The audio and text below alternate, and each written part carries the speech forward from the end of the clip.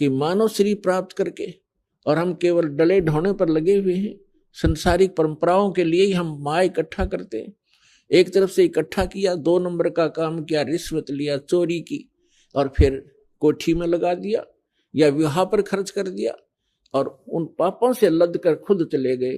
वो सारा कुछ यही रह गया।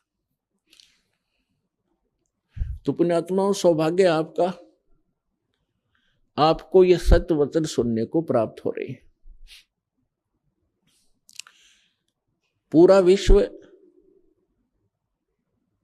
और असंख्य ब्रह्मांड में जितने भी प्राणी हैं, ये सभी कबीर परमात्मा के बच्चे हैं। वो सबका जनक है, वो हम सबका हमदर्द है। हमारे दुखों को वही सुन सकता है और वही निवारण करने योग्य है।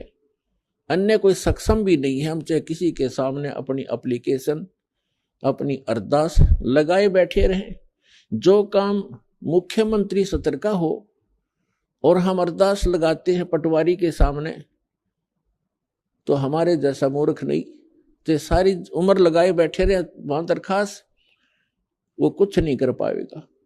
तो जिन भगवानों की, जिन देवी देवताओं की हम पूजा किया करते थे, जिनसे हम अपने सुख की डिमांड किया करते थे, वो सुख दे ही नहीं सकते। ये तो कबीर परमेश्वर जो सर्वशक्तिमान है, सर्वसक्षम है, जो हमारे मस्तिष्क के अंकों को भी बदल देता है, केवल उसी परमात्मा के सतर का काम था। हमारे को आज तक उस परमात्मा का ही ज्ञान नहीं हुआ कि वो परमात्मा कौन है। आत्मा जिस दिन से भगवान से बिछड़ी थी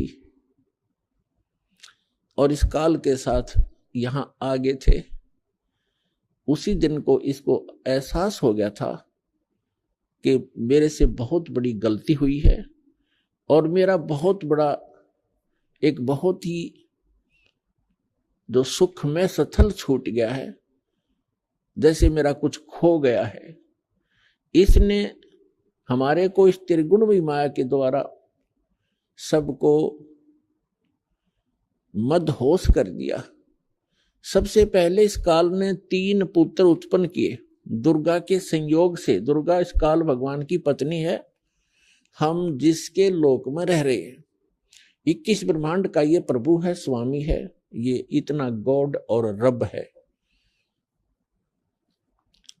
तो इसने हमारे को यहां फंसाए रखने के लिए सबसे पहले यह भांग तैयार करी, रजगुण युक्त किया अपने बड़े पुत्र ब्रह्मा जी को और सतगुण युक्त किया अपने मंझले पुत्र, बिचले पुत्र विष्णु जी को, और सबसे तीसरे नंबर के अपने पुत्र शंकर को, शंकर जी को इसने तमोगुण युक्त कर दिया। अब ना इन ब्रह्मा विष्णु महेश के बस की बात है। जैसे मिर्च है, अब मिर्च बना दी, अब मिर्च का क्या दोष है, उसमें वो गुण ही ऐसा है। तो मिर्च के बस की बात नहीं कि उस मिर्च अपने गुण को स्वयं समाप्त कर सके। इसी प्रकार ये तीनों देवता भले ही अपने लोकों में रहते हैं, ऊपर के ऊपर अपनी इनकी तीनों की अलग से राजधानियां हैं, वहां से बैठकर ये 3 लोक के प्राणियों को, पृथ्वी लोक, ऊपर स्वर्ग लोक और नीचे पाताल लोक के, इन तीनों लोकों के प्राणियों को ये प्रभावित कर रहे हैं। ये इनके इंचार्ज बना रखे हैं। ये 3 मंत्री समझो, एक एक विभाग के, रजोगुण विभाग के ब्रह्मा जी, सतोगुण विभाग के विष्णु जी और तमोगुण विभाग के ये शंकर जी। अब जैसे रसोई के अंदर मिर्चों का छोंक लगाया जाता है, मूल वस्तु साकार रूप में रसोई के अंदर है मिर्च और सब्जी, और उस मिर्चों की वहां से निकली हुई वो सूक्ष्म तरंग, उसका जो प्रभाव अन्य कक्षों में, अन्य रूम्स में बैठे हुए प्राणियों को, घर के सदस्यों को भी प्रभावित कर रही है और उनको छींकें आनी शुरू हो जाती। तो उन व्यक्तियों की बस की बात नहीं कि वे छींकों को रोक सकें।